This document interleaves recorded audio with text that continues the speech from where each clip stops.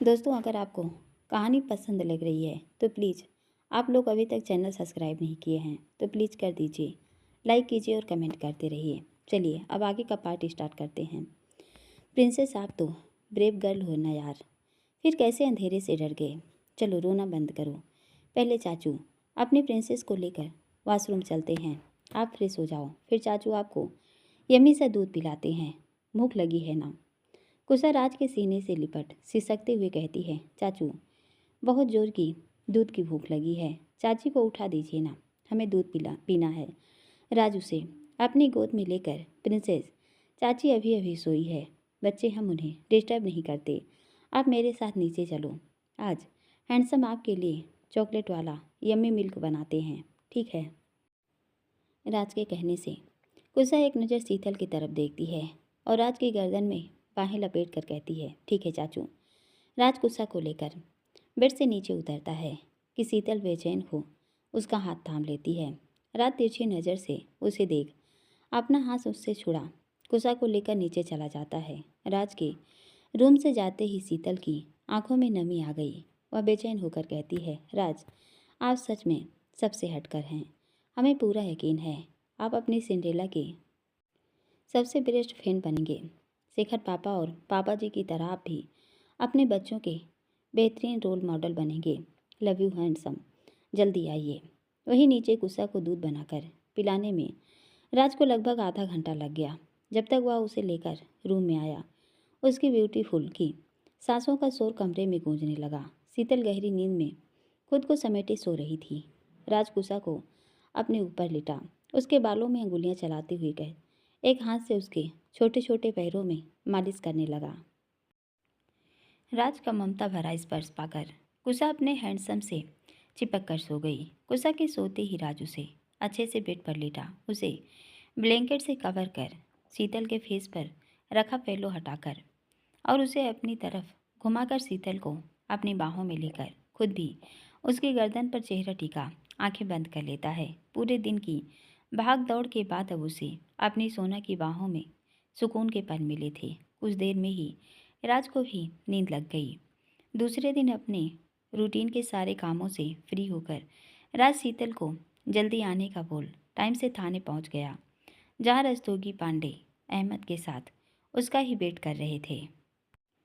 राज सब पर एक नज़र डाल यहाँ वहाँ नज़रें घुमा कर कहता है, देव कहाँ है पांडे? पांडे कुछ जवाब देता उससे पहले ही रस्तोगी राज को बैठने का इशारा करते हैं। राज के बैठते ही रस्तोगी उसके सामने एक पेपर आगे बढ़ाते हुए गंभीर आवाज़ में कहते हैं, राज देव को इस केस से मैंने अलग रखा है। तुम जानते हो भाटिया और उसके आदमी कितने शातिर हैं। उसे भनक लग गई है कि उन्हें बहुत जल्द एक दूसरे से अलग किया जा रहा है। वो जेल में कल रात से तिल मिलाकर उत्पात मचा रहा है। ऐसे में अगर मैं देव और तुम्हारी टीम को एक साथ अजमेर भेज दूंगा तो डर है कहीं ये मौके का फ़ायदा उठाकर कुछ खेल नहीं खेल दे। इसलिए देव को यहाँ भाटिया की निगरानी सौंपी है। वो सीधा वहीं गया है। राज तुम्हें इस रूट चार्ट के अकॉर्डिंग ही पूरी प्लानिंग करनी है। It's secret understand.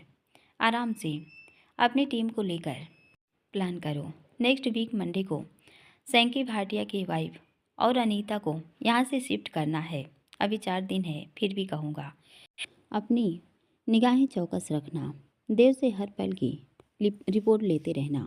और एक बात राज, यदि कहीं भी कोई भी परेशानी लगे, क्विक डिसीजन लेना तुम पर पूरी जिम्मेदारी छोड़ता हूँ। No phone call, no talk, self decision understand. Raj खड़े होकर कहता है, जी सर। रस्तोगी उससे हाथ मिलाते हुए कहते हैं, मेरी बातों का अर्थ बखूबी समझ गए होगे ऑफिसर आप।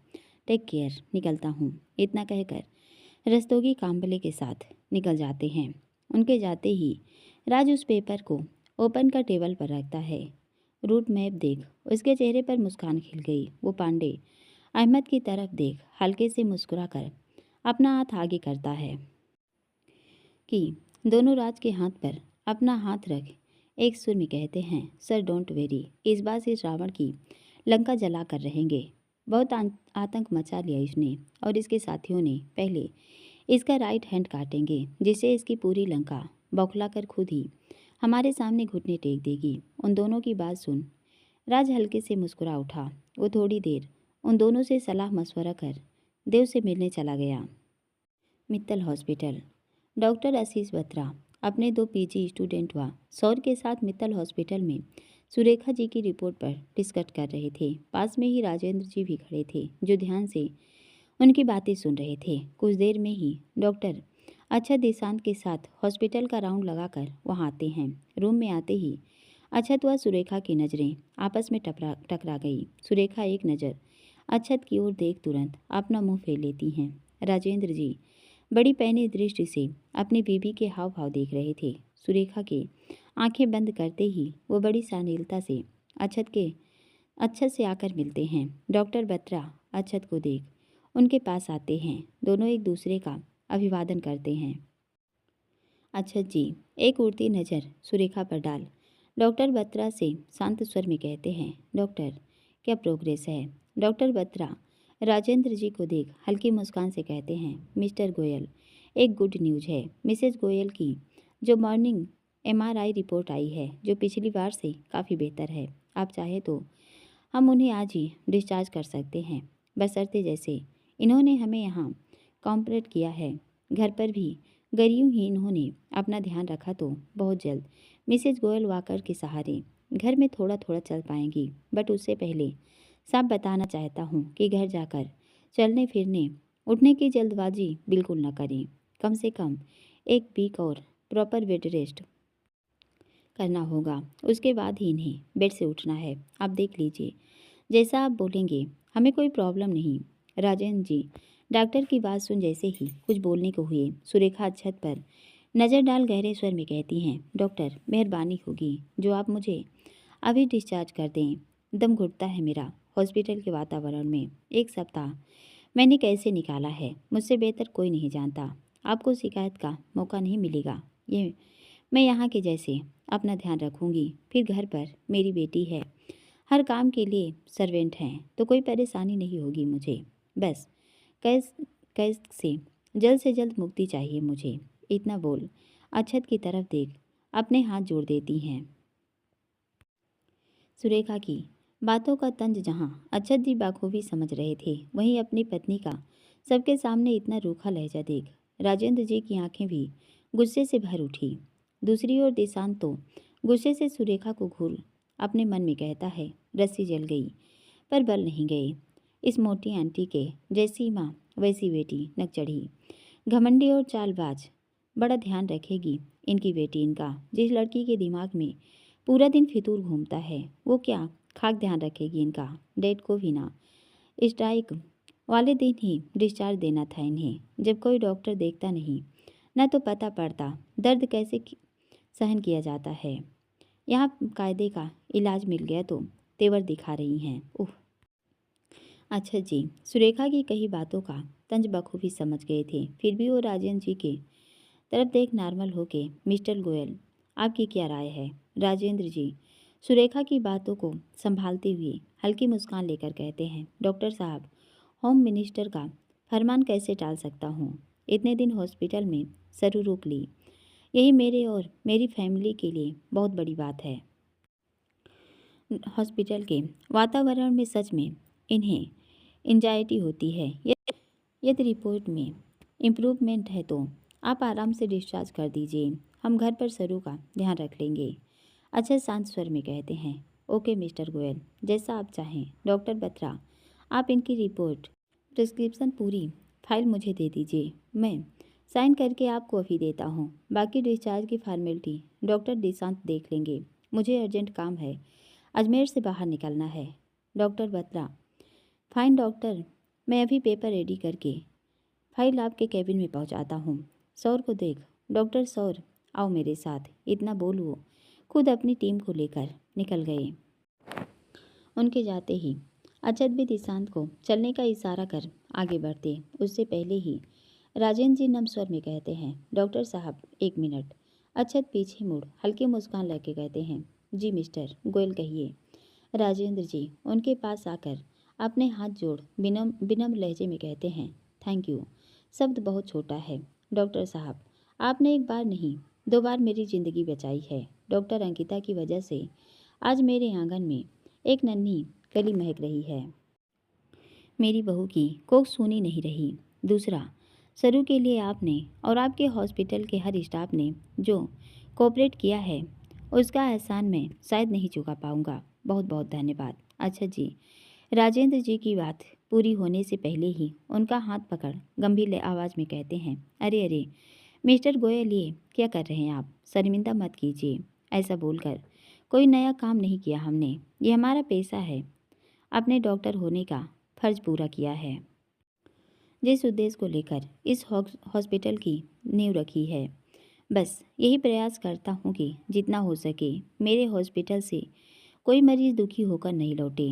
हंसते खेलते वो यहाँ से सही सलामत अपने घर जाता है तो मेरे साथ साथ मेरी पत्नी की अंतरात्मा को भी सुकून मिलता है। रही बात मेरे स्टाफ के कॉपरेशन की, तो यही कहूँगा मिस्टर गोयल, इस हॉस्पिटल का पूरा स्टाफ चाहे वो किसी भी पद पर क्यों ना हो, सबकी ज़िंदगी का एक ही मोटो है, अपने काम के प्रति जी जान से समर्पण, सबका सहयोग, कार्य कुशलता।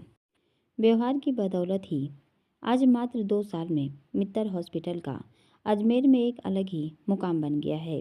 हम सब तो जी जान से अपना फर्ज पूरा करने में लगे हैं। बाकी उस ऊपर वाले की मेहरबानी चाहिए, इससे ज़्यादा कुछ नहीं। आप बेफिक्र होकर मिसेज गोयल को डिस्चार्ज करवाइए। फिर भी कोई प्रॉब्लम हो तो आप एक कॉल कर दीजिएगा, आपको तुरंत हेल्प मिलेगी। राजेंद्र जी शांत लहजे में कहते हैं, बहुत बहुत आभार आपका डॉक्टर साहब। अच्छा जी, एक बात और कहना चाहता हूँ आपसे, यदि इजाज़त हो तो। अच्छा जी नम्र स्वर में, जी इजाज़त कैसी? आप खोल कर कहिए, क्या बात है? राजेंद्र जी दिशांत पर एक नज़र डालकर कहते हैं, अच्छा जी बात ज़रा पर्सनल है, मानता हूँ ना वक्त सही है न जगह, लेकिन आज यदि नहीं कह पाया तो शायद फिर मौका नहीं मिलेगा। अच्छा जी, गंभीर स्वर में कहते हैं, मिस्टर गोयल ऐसी क्या बात है? राजेंद्र जी की बात सुन सुरेखा एकदम से करवट लेकर उन्हें देख तल्खी भरी आवाज़ में कहती हैं, आप क्या फालतू बातें करने लगे? केशु को फ़ोन करके पायल को यहाँ बुलवाइए, मुझे घर जाना। राजेंद्र जी सुरेखा को घूरते हुए अपने हाथ से रोक सख्त लहजे में कहते हैं, 2 मिनट शांत रहिए सरू, बीच में हर वक्त बोलना जरूरी नहीं तुम्हारा, इतना बोल।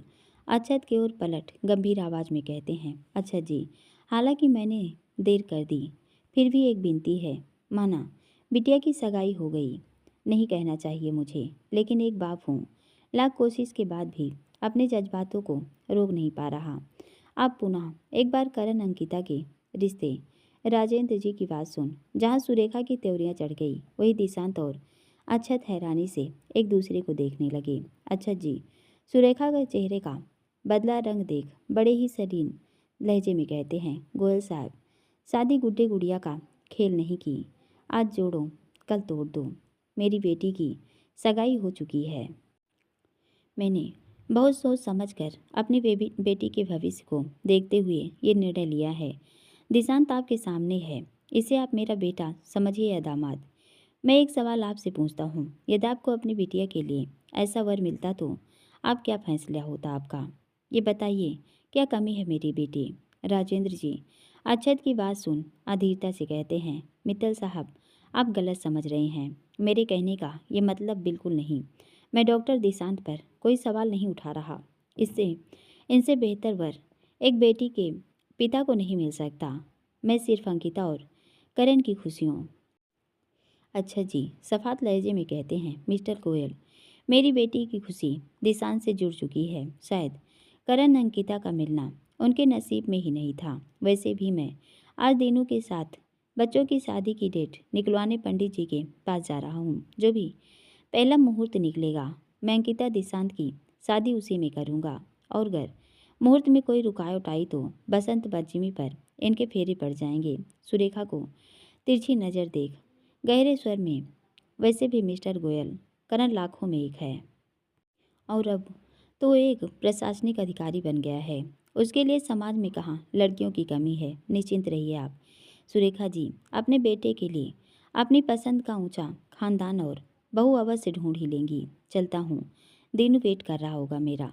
सॉरी अगर मेरी बातों से आपको तकलीफ हुई हो तो, बट मेरी एक आदत है मिस्टर गोयल, मैं किसी को झूठी तसल्ली नहीं देता। दिशांत को देख, चलो दिशु बेटे। दिशांत एक नज़र राजेंद्र जी पर डाल, आइए डैड, इतना बोल अक्षत का हाथ पकड़ वहाँ से निकल जाता है। अक्षत का दो टूक शब्दों में दिया जवाब सुन राजेंद्र जी की आंखों के आगे करण का उदास चेहरा उभरने लगा। वो वहीं सोफे पर अपनी आंखें बंद कर हताश से बैठ अपने आप से कहते हैं, माफ़ कर दो मुझे करण, आज मेरी जरा सी लापरवाही और झूठी शान ने तुम्हारी खुशियाँ छीन ली। अंकिता को बहुत दूर कर दिया तुमसे। शायद इस जन्म में तुम्हारा प्रेम अधूरा सोचते हुए ही राजेंद्र जी के चेहरे पर दर्द की लकीर खिंच गई। करण का दर्द महसूस होते ही उन्हें ऐसा लगा जैसे उनकी सोचने समझने की शक्ति कम हो गई हो। करण को याद कर उनका जी घबराने लगा। वहीं सुरेखा उन्हें देख गुस्से से कहती हैं, खाली अपने मुंह की करवा ली, खुद के साथ मेरी भी बेइज्जती। अब दिल को सुकून मिल गया होगा आपके, है ना? अरे जब मना किया तो अपने हाथ फैलाने जरूरी थे उनके आगे। कोई हूर की परी नहीं ये डॉक्टर जो हम इसके बाप के आगे गिड़गिड़ाएं। मेरे करण से हर मामले में 19 है, चाहे शक्ल सूरत हो, रुतबा हो, खानदान हो या शोहरत, कहीं से मेरे करण से मैच नहीं करती। मुझे मेरे बेटे के लिए उसके टक्कर की लड़की लानी है। राह चलता कोई कांटा उसके गले में नहीं बांधना, समझे आप? एक ढूंढ कर ले आए, अब बहुत है। अब दूसरी बहू और दामाद मेरी पसंद का आएगा। मैं खुद अपने बराबर का रिश्ता ढूंढूंगी अपने बेटे बेटी के लिए। अब मेहरबानी करके केसू को बोलो पायल को लेकर यहाँ आए। अब एक पल में यहाँ सांस नहीं ले सकती। सुरेखा की कड़वी बातों को सुन राजेंद्र जी कोस से आग बबूला हो उठे। वो गुस्से से सोफे से उठ सुरेखा के पास आकर अपने दांतों को पीसते हुए कहते हैं, जुबान को लगाम दो अपनी सरू, एक लफ्ज और नहीं वरना।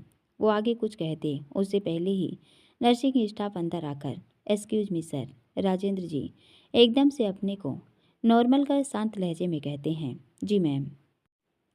नर्सिंग ऑफिसर रूम में आकर कहती है, सर आप नीचे दिशांत सर के केबिन में जाकर डिस्चार्ज की फॉर्मेलिटी पूरी कर दीजिए। तब तक मैं मैडम की क्लीनिंग और ड्रेस चेंज कर लिए एक फीमेल स्टाफ भेजती हूँ। राजेंद्र जी शांत लहजे में कहते हैं, जी मैम, बस 5 मिनट, घर पर कॉल करके अभी आया। इतना बोल केशव को कॉल करते हैं लेकिन वो ऑफिस निकल गया था। राजेंद्र जी पायल को फ़ोन मिलाते हैं। पायल इस वक्त रूम में बड़ी बेचैनी से यहाँ से वहाँ चक्कर काट रही थी। वो किसी के कॉल का इंतज़ार कर रही थी। जैसे ही उसके फ़ोन की रिंग बजी, वो बिना स्क्रीन पर देखे कॉल उठा अपनी धुन में कहती है, कब से आपके कॉल का इंतज़ार कर रही थी और आपने कल से एक कॉल नहीं किया। कहीं आप मेरे साथ कोई नाटक, मुझे ब्लैकमेल तो नहीं कर रहे? राजेंद्र जी उसकी बात सुन हैरानी से कहते हैं, पायल क्या बोल रही हो? किसने कॉल नहीं किया? कौन तुम्हें ब्लैकमेल? अपने पापा की आवाज़ सुन पायल के पैरों तले जमीन खिसक गई। उसके हाथ पैर कांपने लगे। वो स्क्रीन पर अपने पापा का नंबर देख बुरी तरह डर गई। इधर राजेंद्र जी पायल की बात सुन गुस्से से कहते हैं, पायल जवाब दो, कुछ पूछा तुमसे मैंने, बोल क्यों नहीं रही तुम? क्या हुआ? अपने पिता की आवाज़ में गुस्सा देख पायल एकदम से अपने को नॉर्मल कर बात पलटते हुए धीरे से कहती है, सॉरी पापा, वो मैं अपने सीनियर के फ़ोन का वेट कर रही थी। उन्होंने मुझे बायो के इम्पोर्टेंट नोट्स की पीडीएफ सेंड करने को प्रॉमिस किया था, लेकिन नोट्स देना तो दूर, वो मेरा फ़ोन भी पिक। राजेंद्र जी शक लहजे में कहते हैं, लेकिन अभी तुमने ब्लैकमेल शब्द का यूज किया, वो सब क्या है पायल? क्या छुपा रही हो तुम हमसे? पायल रोने का नाटक करते हुए कहती है, पापा आपको हम पर जरा भी भरोसा नहीं, हम झूठ नहीं बोल रहे। आपको विश्वास नहीं तो भाभी से पूछ लीजिए। हम उनके पास रूम में बैठकर कब से पढ़ रहे थे। हमने गुड्डो को भी खिलाया, नाश्ता भी किया, और आप हैं कि? राजेंद्र जी गुस्से में कहते हैं, ठीक है अब ज़्यादा नाटक नहीं, ये बताओ तुम्हारा पैर कैसा है? दर्द तो नहीं? पायल धीमे स्वर में कहती है, पहले से काफ़ी बेहतर है, बट दर्द कम नहीं। राजेंद्र जी लंबी सांस लेकर कहते हैं, ठीक है फिर तुम रेस्ट करो, मैं घर से सर्वेंट पायल एकदम से कहती है, पापा सर्वेंट को हॉस्पिटल क्यों, क्या काम पड़ गया? राजेंद्र जी सुरेखा को देखकर कहते हैं, तुम्हारी मम्मी को डिस्चार्ज मिल गया है। डॉक्टर दिशांत ने पेपर वर्क रेडी कर लिया है, इसलिए तुम्हें यहाँ बुलाने के लिए कॉल किया। लेकिन तुम्हारे पैर का दर्द। राजेंद्र जी की बात सुन पायल की आंखों में चमक आ गई। दिशांत को बैठे बिठाए एक बार और मिलने का मौका वो अपने हाथों से नहीं गंवा सकती थी। वो फुर्ती से अपनी जगह से खड़ी होकर तपाक से कहती है, पापा बैठ बैठ, इतना दर्द नहीं हमारे पैर में। और मम्मी को डिस्चार्ज मिलने की खुशी में सब दर्द छुमंतर हो गया। आप वहीं रुकिए, हम ड्राइवर के साथ अभी हॉस्पिटल आते हैं। वो अपने चेहरे पर मुस्कान लेकर, पापा आप मम्मी का ध्यान रखिए, उन्हें अकेला मत छोड़िए। डॉक्टर साहब से हम मम्मी के ट्रीटमेंट को लेकर सब कुछ पूछ लेंगे, आप बिल्कुल टेंशन मत लीजिए, हम बस अभी आते हैं। वो राजेंद्र जी की बात सुने बगैर ही फ़ोन रख खुशी से चहकते हुए फ़ोन चूम बड़ी अदा से कहती है, doctor Dishant I am coming, आ रही हूँ एक बार फिर आपकी ज़िंदगी में भौकाल मचाने, जस्ट वेट एंड वॉच।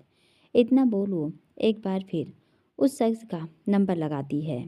इस बार सामने वाला उसका फ़ोन उठा लेता है। दोनों आपस में कुछ देर बातें करते हैं। सामने वाला शख्स पायल की सारी बातें सुन गंभीर आवाज़ में कहता है, इस बार जरा सोच समझ कर मुँह खोलना अपना, कहीं ऐसा न हो कि बाजी तुम पर ही उल्टी पड़ जाए। अपना एटीट्यूड नहीं, थोड़ी मिन्नतें करो उसके सामने, अपने प्यार की दुहाई देकर देखो, क्या पता उसका दिल तुम्हें देख पिघल जाए।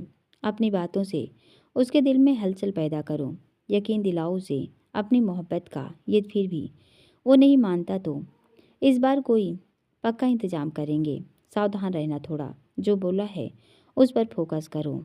और हाँ, एक इम्पॉर्टेंट बात, मैं फ्री होकर तुमसे बात करूँगा। यदि अब मुझे बार बार कॉल करके परेशान किया तो मैं तुम्हारी कोई मदद नहीं करूँगा। हम 2-3 दिन में मिलते हैं, जगह और एड्रेस मैं सेंड कर दूँगा। Take care. इतना बोल फ़ोन रख देता है। पायल फ़ोन रख थोड़ी देर अपने में खोई हुई वहीं बैठे थोड़ी देर सोचती रहती है, फिर चुपचाप रेडी होकर आरती को बोल ड्राइवर के साथ हॉस्पिटल निकल गई। वहीं दूसरी तरफ देव ने राज के पहुंचने से पहले ही पूरी जेल में जबरदस्त सिक्योरिटी लगा दी थी। आने वाले 10 दिन के लिए सेंट्रल जेल को छावनी में तब्दील कर दिया। इतना ही नहीं, इस दौरान किसी भी मुजरिम के रिश्तेदारों को उनसे मिलने की सख्त मनाही का फरमान चंपा कर दिया। देव जेलर से सारी बातें तय कर जैसे ही बाहर आता है, उसे सामने से राज और पांडे आते दिखाई देते हैं। राज को देखते ही उसके चेहरे पर मुस्कान के साथ सुकून पसर गया। वो अपने मन में कहता है, कमीने, दिल से तुझे याद किया था और देख भगवान ने तुझे भेज दिया। जैसे ही राज उसके पास आता है, देव एकदम से उसके गले लग जाता है। देव के ऐसे अचानक गले लगने से राज अचंभित तो पांडे की तरफ देख व्याकुल होकर कहता है, क्या बात है देव, तेरी तबीयत? देव उससे अलग हो हल्के से मुस्कुराकर उसकी तरफ देखते हुए कहता है, क्यों, तेरे गले लगने के लिए अब तबीयत खराब करूँगा अपनी? साले, बहुत दिनों से तुझे गले नहीं लगाया ना, बस इसलिए मन किया तुझसे लिपटने का। जब देखो तब मेरी साली से चिपका रहता है। कभी पुराने दोस्तों को भी गले लगा लिया कर। मुद्दत हो गई अपने यार के गले लगे हुए। राज उसकी बात सुन उसकी पीठ पर धौल जमा कर कहता है, साले, दिन दहाड़े अपने कारनामे से हट अटैक मत दिलाया कर। जान निकल गई मेरी, मुझे लगा पता नहीं क्या बात हो गई। उसका हाथ पकड़ देव के चेहरे को गौर से देख गंभीर आवाज़ में, देव मेरी कसम खाकर बोल, सब सही है, ये कमीना ज़्यादा फड़फड़ा तो नहीं रहा? देवराज को चिंतित देख उसके कंधे पर हाथ रखकर कहता है, ऑल इज वेल राज, देख कड़ी पहरेदारी लगा दी है। एक बार इन सबको सही सलामत जयपुर शिफ्ट कर दें, फिर यह अकेला हमारा कुछ नहीं बिगाड़ सकता। राज गहरे स्वर में कहता है, दुश्मन जब तक जिंदा सांसें ले रहा हो भरोसे के लायक नहीं होता। इस कमीने की पूरी कुंडली मुंह जुबानी रट ली है मैंने, बस इसकी एक गलती और इसका खेल ख़त्म। बहुत मनमानी कर ली इसने, अब बारी मेरी है। तू फ्री है 10 मिनट तो मेरे साथ चल, हम अपने पुराने अड्डे चलते हैं, कुछ डिस्कस करना है, देव मुस्कुराते हुए कहता है। काम्बले और पिसांगन चौकी इंचार्ज आज रात ड्यूटी पर हैं, इसलिए टेंशन नहीं। राज यार, अभी सेजल को रात में अकेले नहीं छोड़ सकता। हालांकि जिस दिन मिसेज भाटिया सैंकी को यहाँ से शिफ्ट करेंगी उस रात मैं ज़रूर रुकूंगा। उस रात मम्मा संभाल लेगी उसे, बट अभी नहीं छोड़ सकता। यदि इमरजेंसी हुई तो एक कॉल में पहुँच जाऊँगा। राज शांत लहजे में कहता है। कोई ज़रूरत नहीं रात की ड्यूटी की, मैंने सर से बात कर ली है। रात को 12 बजे तक मैं खुद यहाँ रहूँगा। उसके बाद अहमद पांडे बारी बारी से रुकेंगे। तू रात को सेजल के पास रुकेगा, ये फाइनल है। और इस बार मैं तेरी एक नहीं सुनूंगा, समझा? अब जल्दी चल, एक बार तुझे अपना प्लान बता दूँ, फिर जल्दी घर निकलूँगा ताकि रात को आराम से यहाँ रुक सकूँ। राज का ऑर्डर सुन देव पांडे को देख मुस्कुराते हुए कहता है। पांडे देख रहे हो अपने एसीपी के तेवर। पहला एसीपी देखा है मैंने जो ड्यूटी पर होकर सरेआम अपने सीनियर ऑफिसर को ऑर्डर दे रहा है। देव की बात सुन पांडे भी बहती गंगा में हाथ धोते हुए राज की फिरकी लेकर कहता है। देव सर, हमारे एसीपी अग्रवाल के ठटके ही निराले हैं। पांडे के इतना बोलते ही राज घूर कर उसे देखता है। राज को अपनी ओर देखते पाकर वो झट से अपने कान पकड़ खड़ा हो गया। पांडे को देख राजदेव दोनों मुस्कुरा उठे। तीनों अपने पुराने अड्डे निकल जाते हैं। पांडे तीनों के लिए चाय का ऑर्डर करता है। राजदेव को रूट चार्ट बता थोड़ी देर उससे बातें कर अपना प्लान बताता है, जिसे सुन देव के चेहरे पर भी मुस्कान आ गई। वो राज को साइड हक करके कहता है। पांडे, इस बार हमारा शेर सिंह हमारे साथ है तो जीत तो हर हाल में हमारी होगी। फिर भी राज, इतना कहूँगा, थोड़ा केयरफुल रहना। इस बार तू अकेला, राज गंभीर आवाज़ में कहता है। तू हर पल साथ है मेरे, जहाँ देव वहाँ राज, समझा? थोड़ी देर तीनों अपने पुराने अड्डे पर बैठे सारा प्लान बनाते हैं। उसके बाद पांडे सीधा सेंट्रल जेल निकल गया। वहीं देव राज अपने अपने घर निकल गए। दूसरी तरफ जैसे ही राजेंद्र जी पायल से बात कर फ़ोन रखते हैं, उनके मोबाइल पर करण का कॉल आता है। करण का कॉल देख राजेंद्र जी फ़ोन उठा मुस्कुरा कर कहते हैं। कैसे हो करण बेटा? करण बड़े ही विनम्र लहजे में कहता है। गुड मॉर्निंग पापा। बिल्कुल ठीक, आप बताइए कैसे हैं? मम्मी ठीक है। राजेंद्र जी करण को सुरेखा के डिस्चार्ज की सारी बातें बताते हैं, जिसे सुन करण के चेहरे पर सुकून सा पसर गया। वो शांत लहजे में कहता है। थैंक गॉड जो मम्मी की रिपोर्ट नॉर्मल आई। पापा आप घर पहुँचिए, थोड़ी देर में दीना भी घर आ जाएगा। फिर पायल और मम्मी की तरफ से एक बेफिक्र रहिएगा। एक बात और पापा, मुझे आज ही ओटीसी रिपोर्टिंग करनी है, मतलब आज ही ज्वाइनिंग। आज से नया सफ़र शुरू हो रहा है। पापा एक बार मम्मी से। राजेंद्र जी सुरेखा को देख सधे स्वर में कहते हैं। करण बेटी, मेरी और पूरी फैमिली की वेल विशेज हमेशा तुम्हारे साथ है। तुम्हारी मम्मी भी सब सुन रही है, फ़ोन स्पीकर पर है। एक बार आराम से तुम ज्वाइन करो। तुम्हारी मम्मी से शाम को आराम से बात करना। अभी मम्मी की क्लीनिंग के लिए स्टाफ आने वाला है। करण गंभीर आवाज़ में कहता है। जी पापा, मम्मी टेंशन मत लेना, मैं सैटरडे को आता हूँ। Take care. इतना बोल फ़ोन रख देता है। करण के लिए आज बहुत बड़ा दिन था, पर पापा भाई अर्जुन जी सबसे बात कर ली थी उसने, लेकिन फिर भी आज उसे रह कर अंकिता की याद सता रही थी। उसे ऐसा फील हो रहा था जैसे सबके साथ होने के बावजूद सबसे अहम रिश्ते उसके पास नहीं रहा। अंकी की कमी दिल में महसूस हो रही थी उसे। वो आज बड़ी शिद्दत से अंकिता को याद कर रहा था, लेकिन आज की हकीकत ये थी कि अब वो किसी और की अमानत थी। करण चाह कर भी उससे बात नहीं कर सकता था।